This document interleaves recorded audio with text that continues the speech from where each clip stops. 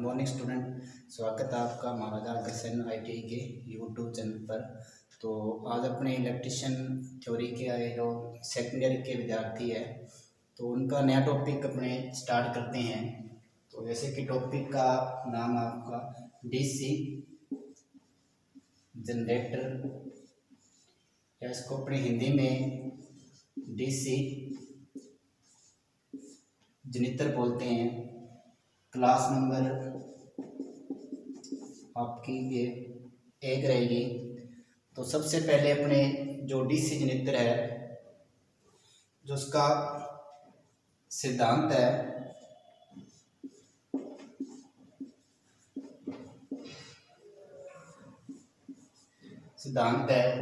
या इसका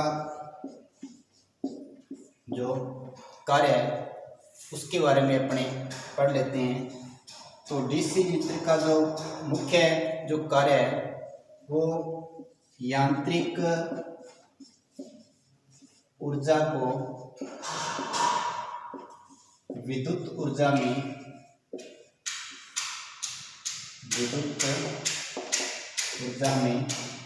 परिवर्तित करता है। यांत्रिक ऊर्जा को विद्युत ऊर्जा में परिवर्तित करता है, या इसको आप यूं बोल लो, mechanical energy to convert electrical energy. उसके बाद सिद्धांत की अगर अपने बात करें, DC जनित्र के सिद्धांत की बात करें तो जो जनित्र है वो फैराडे के विद्युत चुंबकीय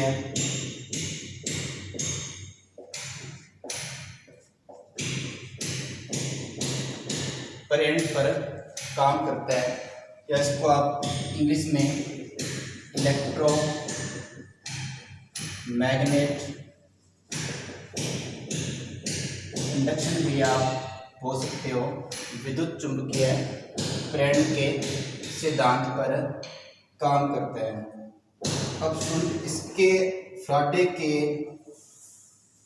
विद्युत चुंबकीय प्रेरण नियम के 2 नियम थे। जो 1 नंबर आपका नियम है,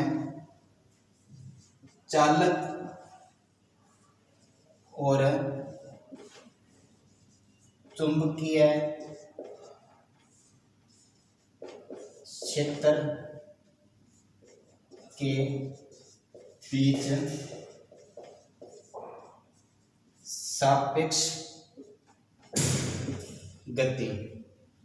अगर अपने को EMF प्राप्त करनी है तो नंबर 1 आपके पास चालक होना चाहिए।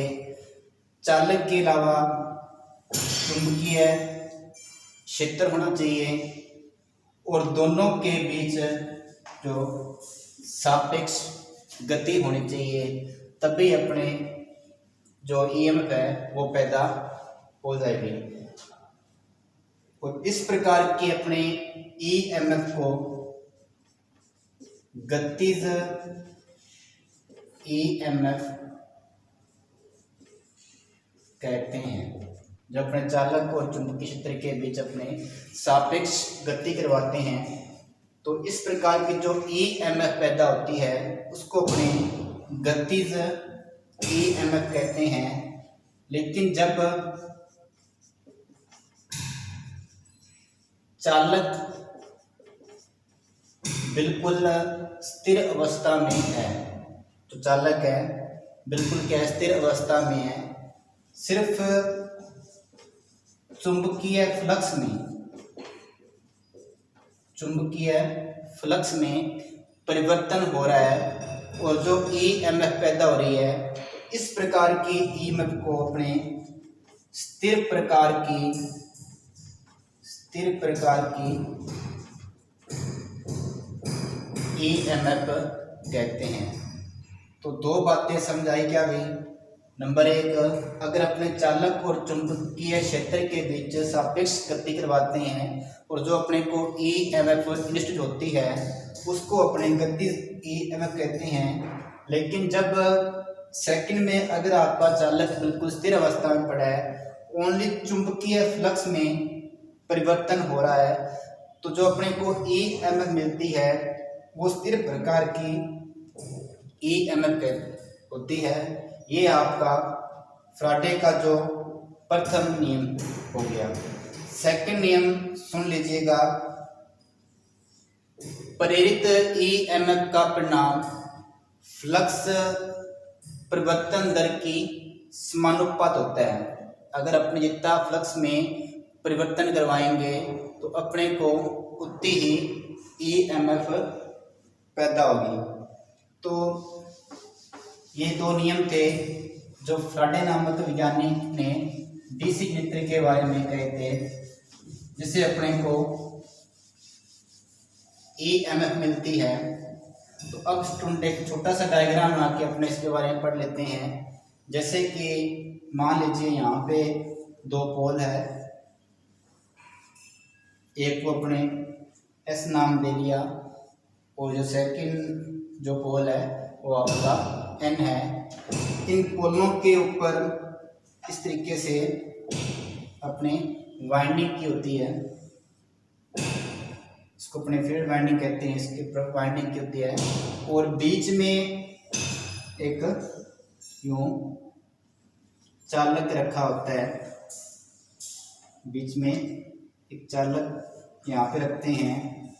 और जो वाइंडिंग है, इस वाइंडिंग को अपने एक्साइट करते हैं, जिसको अपने उत्तेजित करना कहते हैं, इसको अपने उत्तेजित करना कहते हैं। तो स्टूडेंट ध्यान देना, अगर एक DC जनरेटर में अगर यहाँ पे कुछ अवशिष्ट चुंबक का मान होएगा तो तभी एक जनरेटर वोल्टेज बना पाएगा, अन्यथा वो वोल्टेज नहीं बना पाएगा। तो यहाँ से जो इसका जो आर्मेचर है, इसको अपने एक प्राइम मूवर से घुमाते हैं, प्राइम मूवर से घुमाते हैं। और जो यहाँ पे एक्साइटेशन जो वोल्टेज है वो हमेशा DC ही देते हैं, ना कि AC। अब नेक्स्ट सुन लीजिएगा, बहुत ही मोस्टली बात है, जो DC जनरेटर में जो EMF पैदा हो रही है उसकी जो गति है या उसकी जो दिशा है, गति और दिशा दोनों ही डिफरेंस है, दोनों ही अलग अलग है, ध्यान देना। गति और दिशा में बात करें तो जो गति है या इसकी दिशा है उसके लिए अपने एक फ्लेमिंग का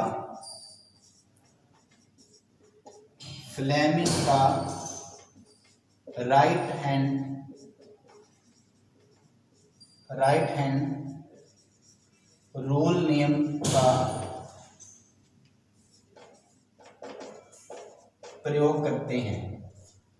फ्लेमिंग का राइट हैंड रूल का नियम का प्रयोग करते हैं, इसको अपने दायां हस्त नियम भी बोलते हैं।